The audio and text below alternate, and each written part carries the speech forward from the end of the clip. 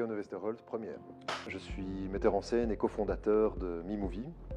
MeMovie, c'est une agence créative spécialisée dans le storytelling transmédia collaboratif.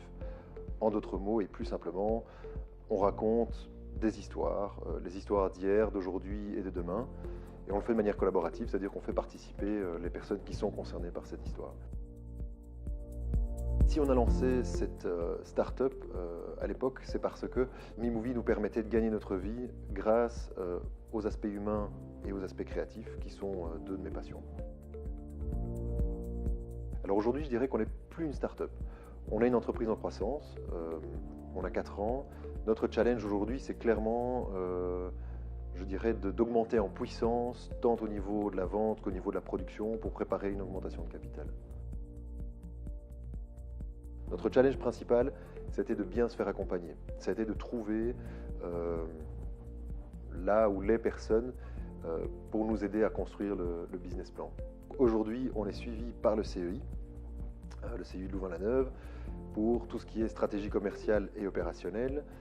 On va commencer maintenant des formations relatives aux ressources humaines. On va travailler sur la gouvernance et sur la structuration au niveau du personnel. On est également incubé chez Creatis, qui est un incubateur qui s'occupe à Bruxelles de tout ce qui est entreprise culturelle et artistique. Et on va commencer un travail aussi avec le site Socran. On est également membre du réseau Entreprendre, qui nous permet de sortir le nez du guidon, de prendre du recul par rapport à son entreprise.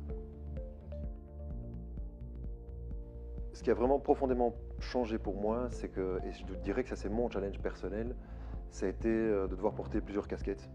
Quand on est entrepreneur et qu'on est dans une petite structure, on n'a pas le choix en fait de faire aussi bien l'administratif que du créatif. Moi je suis un créatif et me mettre 8 heures devant un bureau, c'est assez compliqué en soi.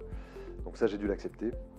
Après, on se fait accompagner justement pour essayer de trouver des solutions pour être le plus efficace et pour faire en sorte que ce soit ces compétences qu'on mette le plus en avant. Se lancer comme entrepreneur implique qu'on ait conscience de ce qu'on fait. Et d'ailleurs, le meilleur conseil que j'ai jamais reçu par rapport à ça, c'est de réussir à faire la distinction entre les incertitudes et le risque. Un entrepreneur, il ne peut pas avancer dans l'incertitude. Par contre, il prend des risques. Il est obligé de prendre des risques. Et les risques qu'il va prendre sont ceux dont les conséquences sont acceptables. Et on n'a pas toujours conscience en fait des risques qu'on prend. Donc ça, voilà.